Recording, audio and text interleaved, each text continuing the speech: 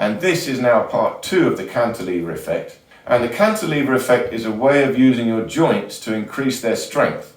Now, to apply the cantilever, what we have to do is lift the arm up, lift the shoulder up, and pull the shoulder back.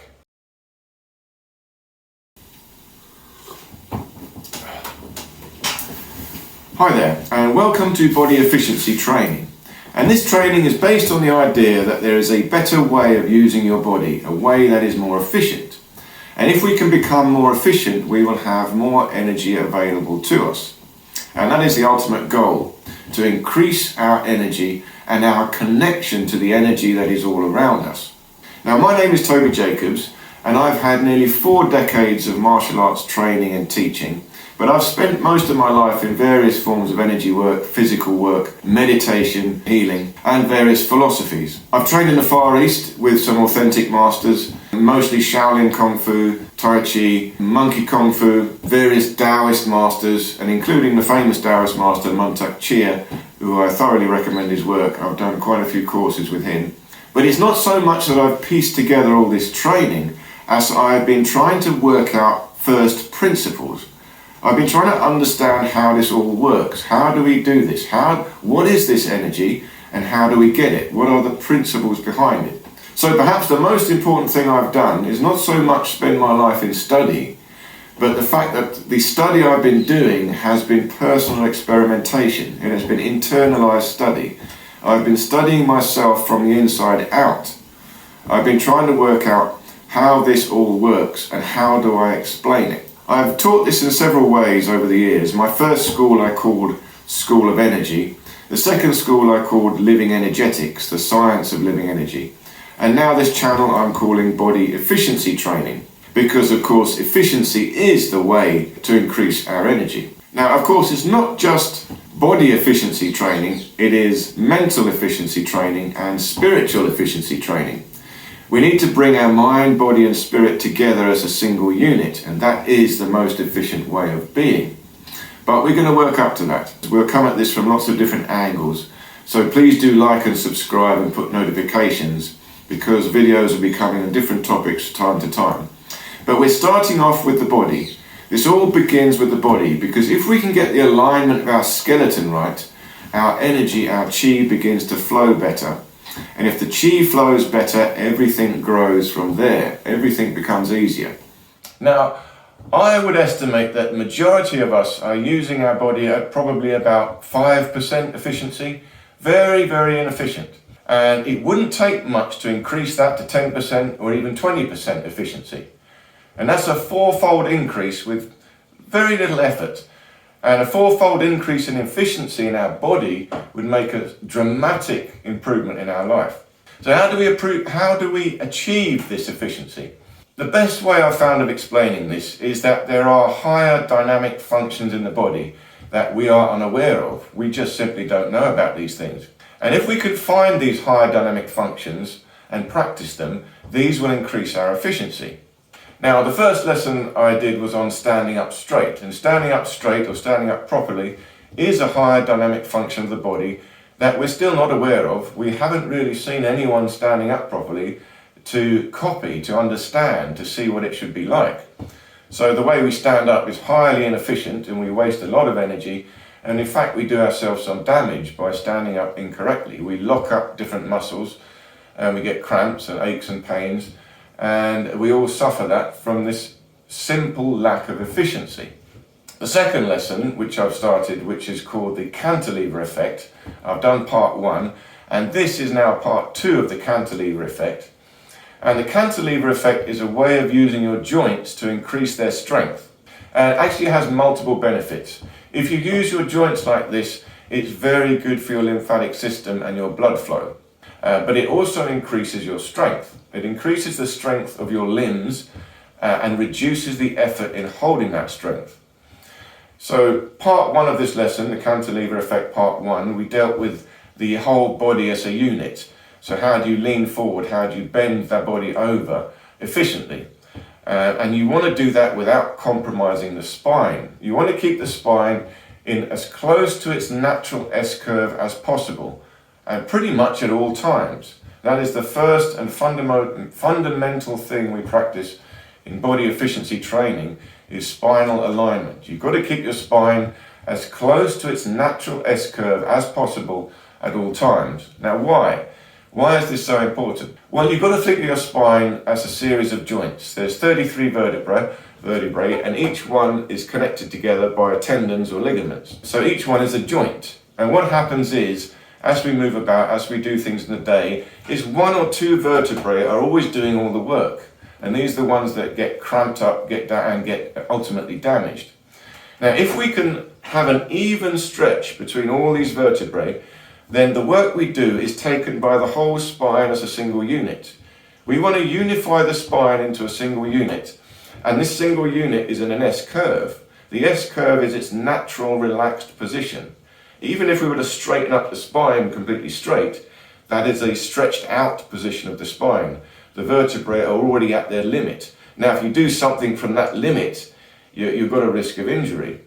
And this is again when we do things, when we bend over, pick something up, we tend to bend at one or two vertebrae, we take them to their limit, and then they get injured. If we could bend over, maintaining our spine as a single unit, we actually engage the whole spine's strength. It's far, far stronger, and the spine is very, very strong. But it's not strong if you don't have this natural S-curve in alignment. When you have this S-curve in alignment, you need to be able to hold it with tension, and the correct form of tension. We have to train out the muscles in our torso, the rib cage, the scapula, the intercostal muscles, the obliques, the TA muscle, the muscle that pulls your stomach in. All these have got to be trained and held in a sort of dynamic tension to keep your spine in its natural S-curve, in its most efficient position. And then, so when you bend forward, and like I'm doing now, I'm leaning forward in the chair, my spine is in the S-curve, I'm leaning from the hip joint. I take all the lean in the joint of the hip, and the hip joint and the tendons of the hip are very, very strong, extremely strong, if we know how to use them. The cantilever effect, part one, is how to lever from the hips and how to create a cantilever from a stretch in the hip joint. The lever in the hip is controlled from two sides. It's controlled from the psoas muscle that runs underneath your groin to the lower back, and then on the other side it's controlled by the glutes.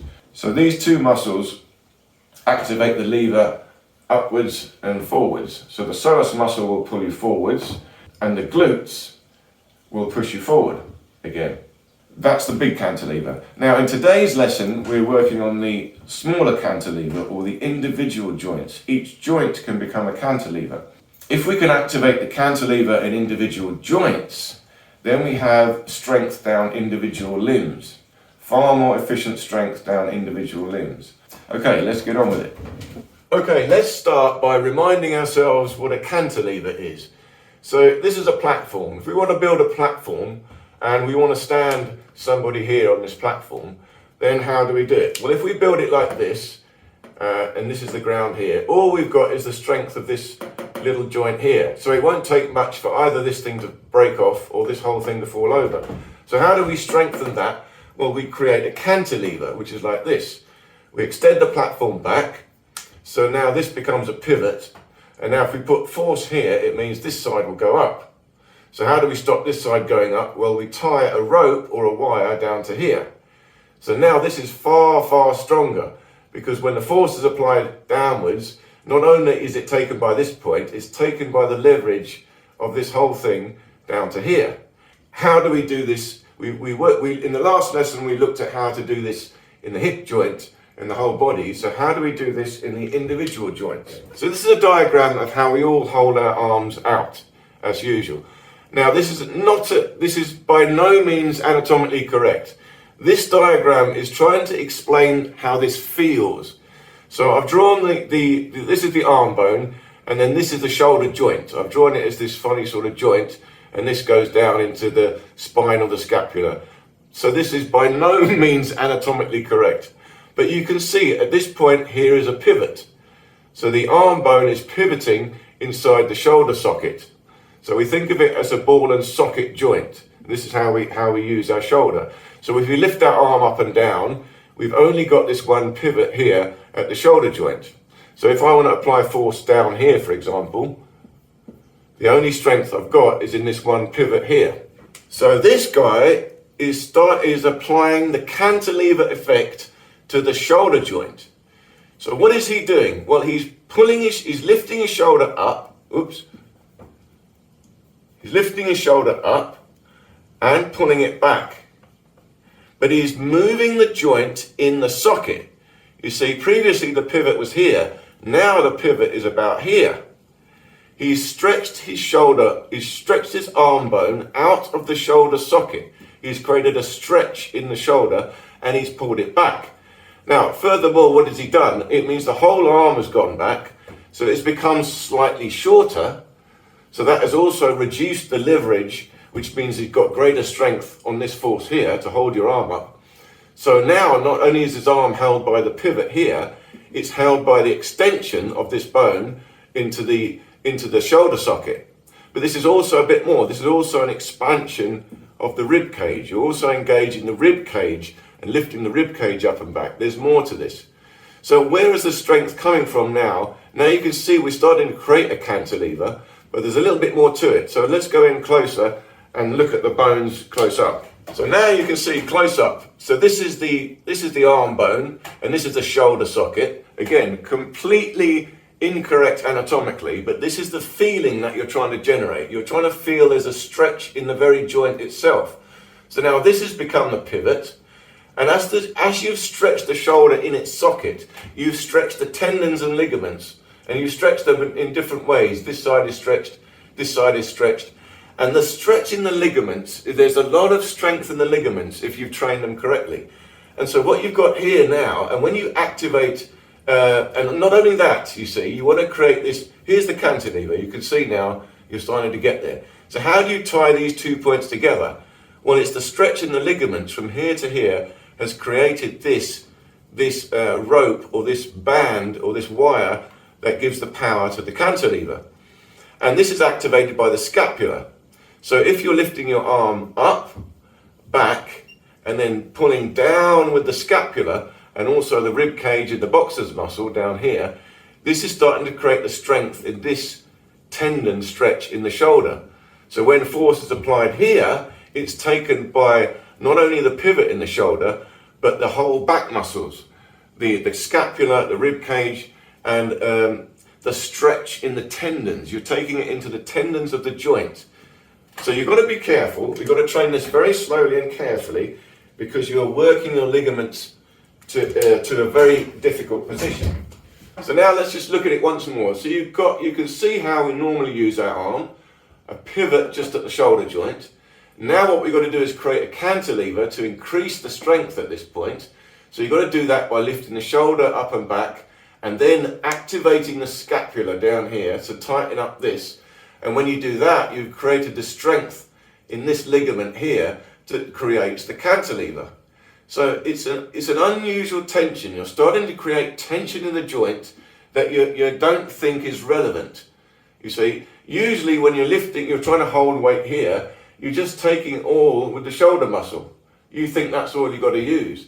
But now we're not only using the shoulder muscle, we're taking the pressure off this top shoulder muscle, and we're extending it down to the scapula, the rib cage and the boxer's muscle. We're using all these muscles against this strength. It's far stronger. Not only that, you're shortening the arm, which reduces the leverage, and you've created a cantilever. So you've moved the pivot to a better position, which is far stronger. So this is an overview of the shoulder joint, which we'll do in a minute in the lesson. But now let's have a look at the hip joint. So now this is how we normally might be lifting our leg up, all right? And yet again, this is completely not correct anatomically. But I'm drawing this so you can sort of get the feeling of what it feels like. So this is your leg bone, and here's the pivot, and this is your hip joint.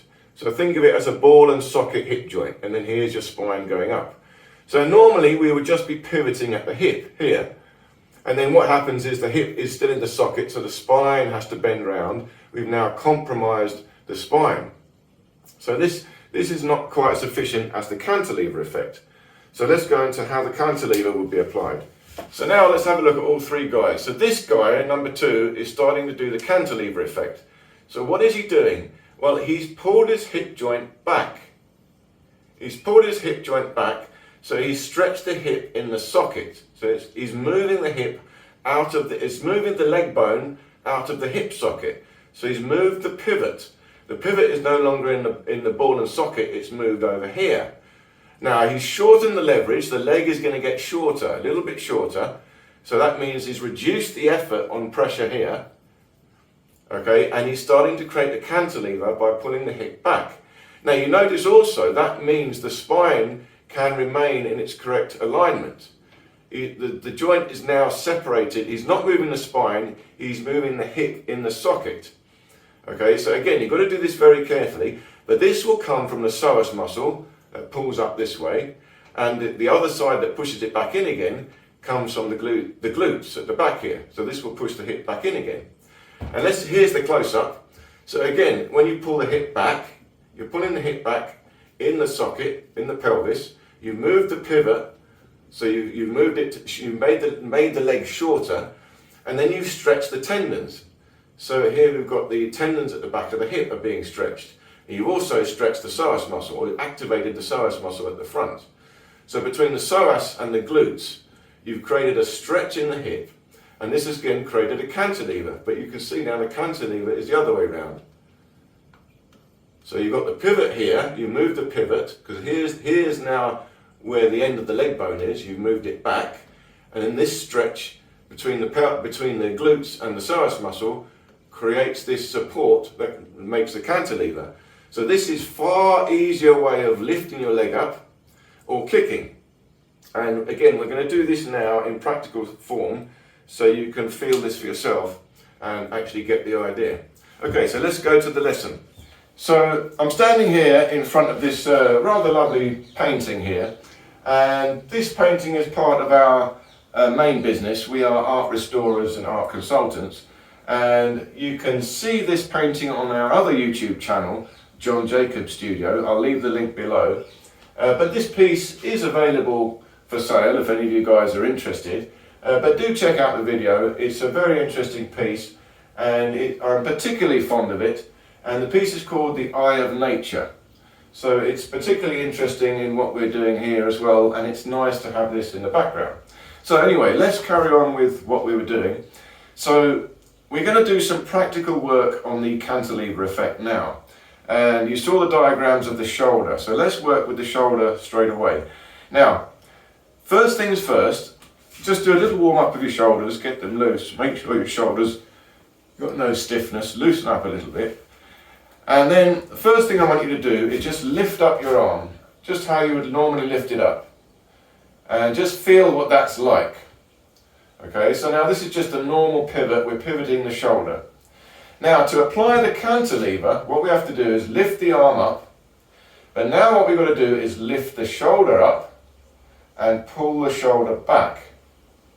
So now by lifting it up and pulling it back, I'm starting to activate the muscles here at the back. So I'm using more than just the shoulder muscles on the top here, I'm using the back. Now another way we can do this, we start from the beginning. If I want to lift my arm up like this, now before I do that, let's start by shrugging up the shoulder. So you lift up the shoulder, then when the shoulder's up, you start to pull the shoulder backwards. And as you start to pull the shoulder backwards, this makes the arm go up. So in order to lift the arm up, I'm actually pulling down at the back. So the shoulder's got to go up, and then it starts being pulled back, and then down, and this makes the arm go up. Now let's have a try the other arm. Let's say I want to lift something. So I've got this rather lovely crystal here, so it's got a little bit of weight to it. So you can practice this, just lift up like you normally would, see how heavy that object is, and now try again, shrug up the shoulder, pull the shoulder back, pull back and down, and lift up the object. Now on first glance, you are using more muscles than you think you would be using to do this. On the normal way of lifting, I just use the shoulder, this little muscle here on the top. Now I'm shrugging up, pulling down, so the shoulder goes up, back and down, and I'm using the scapula, and even I'm lifting the rib cage and using my spine to lift this up. So I'm using more muscles, but but they are stronger muscles, and I'm distributing the weight through more muscles than just the one little bit on the shoulder here. So this takes a bit of practice, and we're going to do a little bit more work in the next video to show you some more applications of this. But play around with it, see what it's like, and you can see immediately, like moving things around the house. If you want to reach up to the top shelf to pick something up, you see, lift up the rib cage, lift up the shoulder, pull the shoulder back, and then take the object down using your structure to do this. Once more, lift up the shoulder, pull the shoulder back, lever down to lift up the object. And again, side on this way. Let's try again. So I lift up the shoulders, pull the shoulders backwards and down to lift up in front. So what we're doing now is creating a cantilever. I've moved the pivot back, and I've activated the tendons at the back to activate as the wire or the elastic or the spring in the cantilever. Okay, so now we've got to do the same with the legs. And so I've got the camera down here because there's not enough distance. So for the legs, let's try this. So I'm standing side on so you can see what I'm doing. Now first of all, stand nice and straight, just lift up your leg. It doesn't have to be high as you might normally lift it up. Okay, try both legs, lift it up in front, just how you might normally lift it up, and see the work that you are doing. Now what you've got to do is when you lift the leg up, you have to actively pull that hip backwards. So you pull that hip backwards, you've got to pull your stomach in and lever slightly forward. So you've still got the arch in the spine, and what you're doing is using the psoas muscle to lift your leg up. So it's not the front of the thigh, it's deep in the groin, and you're using the hip joint itself. So you pull the hip back, lever forward to help the leg go up. You try this side, lift up, but now I pull the hip back, pull the stomach in, and this allows the leg to go higher. But I'm doing the work from the back of the hip here, trying to pull the hip backwards, trying to pull the stomach in and lever from the psoas muscle to lift up this way. Now another way we can do this, if I stand straight on like this, is practice just stand on one leg and try to lift up from the hip. So you're not using the knee, you lift up by pulling your hip back and up. So you're just lifting your legs from the hip joint, nothing else. So you're trying to move the hip in the socket, the hip in the joint. And then when you lift the leg up, again, pull with the hip, pull the hip backwards, sorry, side on this way, pull this hip, if I do it here, look, I pull, hip up and back, and this makes the leg go up. And at the same time, I've got to pull my stomach in and fold in half at the hip joint. So I'm trying to get my lower stomach to my top thigh. I've got to pull this in and pull the hip back to make the leg go up. So now if I go higher, see now if I just do a normal lift, just rotating the hip, okay, I can do it, but it's hard work. If I pull back with the hip, pull back with the hip, and I'm concentrating on trying to pull this back and use my psoas muscle to lift the leg up, now the work is being done by all the tendons surrounding the hip joint. It's far more efficient. And at the beginning, of course, this is more work to do because you're using muscles you haven't used before. But the end result is those muscles are stronger and you are distributing the weight of your limb through stronger and more muscle groups and tendons. So ultimately this is more efficient. Okay, and so once more, finally, just to recap, loosen up your joints a little bit, always stay loose, shake out the hips, shake out the arms, twist a little bit. So to recap, let's go side on, let's go this way for a change. So for the arms, in order to lift the arms up or take weight at the front of the arms, what you have to do is shrug up your shoulders first, then pull your shoulders back and down from behind, again lift up from the rib cage, and this helps your arms go up. And again, likewise, you've got to try and hold it as your arms go down. So you've got to try and hold the structure in your spine and your rib cage and create this cantilever from the scapula and the back of the shoulders. And the same from the hips. So for the hips, I've got to lift up, pull up backwards, pull the hip behind. And as I do that, you see I'm using the psoas muscle to fold in, pull the stomach in, and then this pulling backwards of the hip helps my leg to go up. So the work I'm doing is not so much with the front thigh, but with the back of the hip here. The psoas muscle is lifting up the leg. See, in the other one, I lift up from behind, lever forward, pull in the stomach. So I'm concentrating on pulling my hip backwards to hold my leg up in front. So it's counterintuitive. You're doing some work you don't think you're going to have to do for that particular movement. But what you are doing is activating larger muscle groups, stronger muscle groups, and you're distributing the weight between more muscle groups. So ultimately this is more efficient. At the beginning, you've got a bit of work to do because you've got to train yourself to do this. But once you get the hang of it, it's much easier than just lifting your legs up how you were doing before. Same with your hands. Instead of this, you have to do this. But when you get the hang of it, it's far stronger. So play with it. When you reach up to the top shelf, or when you want to put something up the top shelf, try to use this cantilever effect in your shoulder. Use the rib cage, hold the stomach in, use the alignment of the spine to support it, and you'll find it's far more efficient. In one of the next videos, we'll be doing a bit more work on practical applications of this cantilever effect, so you can see some more ideas of how this can be used. So please do like and subscribe and put notifications so you get to see when that video comes out. It might not be the next one, but coming soon. Okay, thank you very much for watching, and see you in the next video.